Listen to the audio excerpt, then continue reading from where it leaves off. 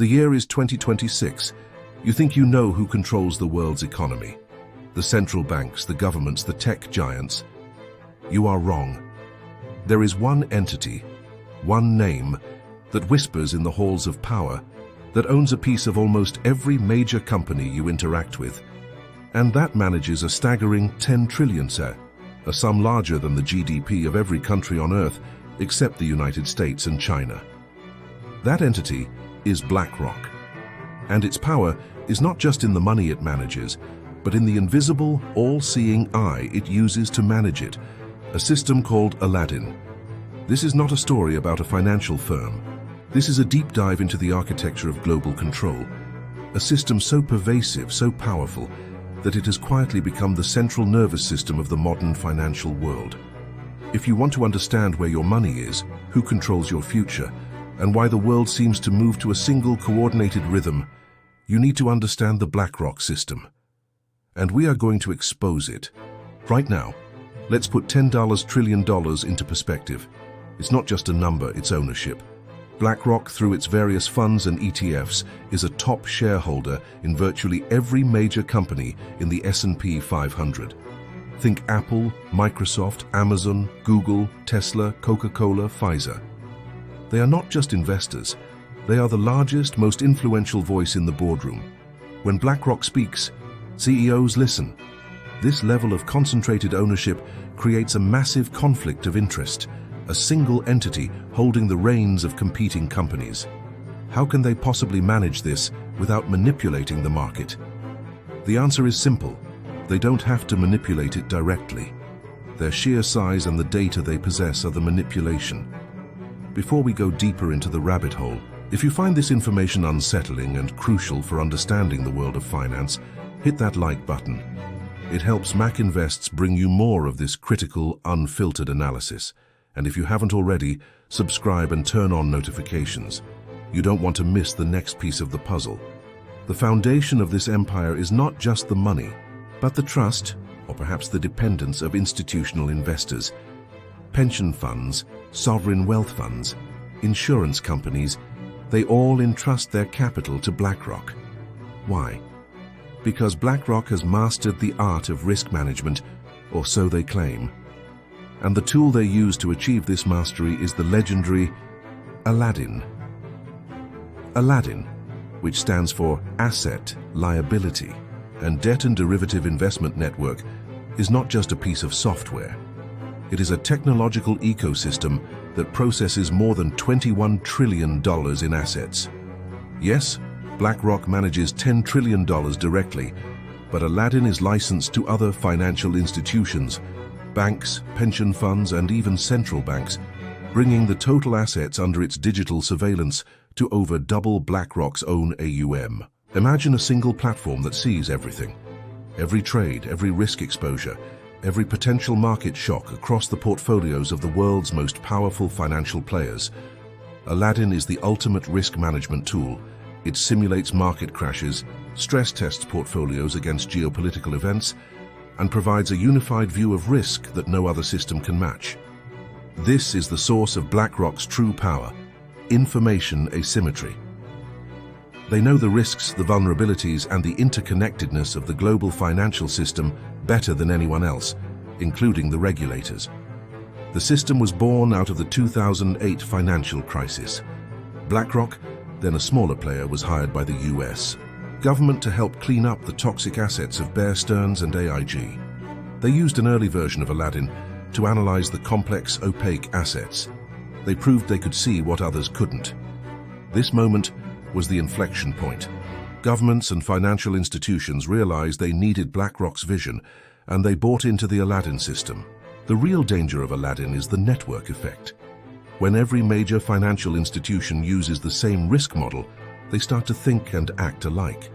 If Aladdin flags a specific asset class as high risk, all its users, the largest players in the market, will simultaneously begin to divest. This creates a self-fulfilling prophecy, turning a potential risk into a guaranteed market movement. Aladdin doesn't just predict the market, it shapes it. This uniformity of thought is a systemic risk in itself. Diversity of opinion and strategy is what keeps markets resilient. When everyone is looking at the same data through the same lens, a blind spot for one becomes a blind spot for all. A single subtle flaw in Aladdin's algorithm could cascade into a global financial crisis, far worse than 2008, because the entire system is now interconnected and dependent on this one piece of software. Furthermore, the data BlackRock collects is unprecedented. Every trade, every decision, every stress test run by every client is fed back into the Aladdin machine, making it smarter, more accurate, and more powerful.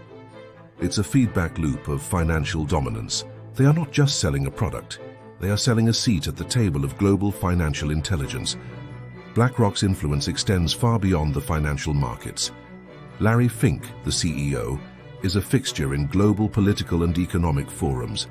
His annual letters are treated as policy documents by governments and corporations alike. BlackRock has a revolving door with Washington, D.C., with former executives taking key roles in government and vice versa. This political connectivity ensures that BlackRock's interests are always protected and often aligned with global policy shifts, particularly in areas like ESG. The push for ESG is a prime example of BlackRock's corporate control. By leveraging its massive voting power as a shareholder, BlackRock pressures companies to adopt specific climate and social policies. While the stated goal is sustainability, the practical effect is a massive reallocation of capital and a reshaping of entire industries according to BlackRock's criteria. This is not just investing, it is social engineering through financial leverage. They can demand that an oil company transition to renewables, or that a tech company diversify its board. If the company refuses, BlackRock can vote against management or even divest, sending a powerful signal to the market. This power is often exercised without public scrutiny, behind the closed doors of corporate governance. BlackRock is famous for its iShares ETFs, which are marketed as passive investment vehicles. The idea is simple. You buy a fund that tracks an index like the S&P 500, and you benefit from the market's overall growth. This passive approach is what has driven BlackRock's AUM to $10 trillion. But there is nothing passive about BlackRock's role as a shareholder. As the largest shareholder in hundreds of companies, BlackRock is an active owner. They vote on every single proxy issue, from executive compensation to climate change resolutions.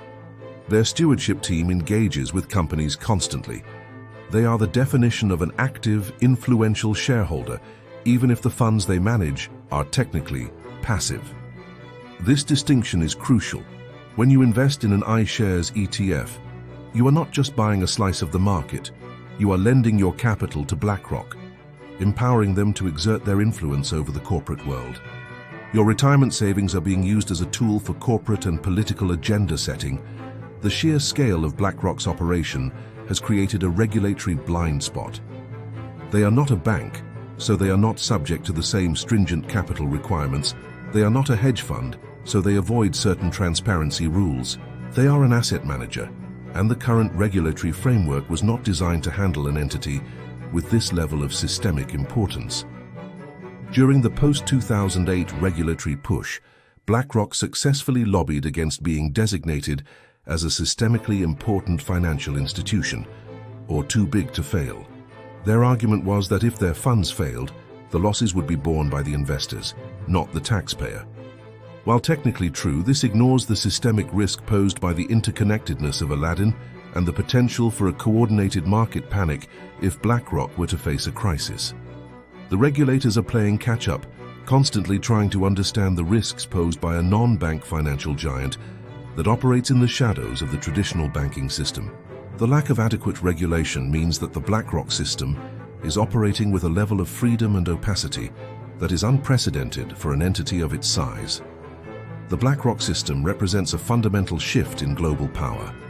It is the transition from national financial sovereignty to a centralized algorithmic control structure. When the world's largest financial institutions, corporations, and even governments rely on a single proprietary system, Aladdin, to manage their risk, the question of who is truly in control becomes terrifyingly clear. This is not a conspiracy theory. It is a structural reality. The system is built on efficiency, data, and the irresistible allure of risk reduction. But the cost of this efficiency is the concentration of power in the hands of a few unelected, unaccountable individuals at BlackRock.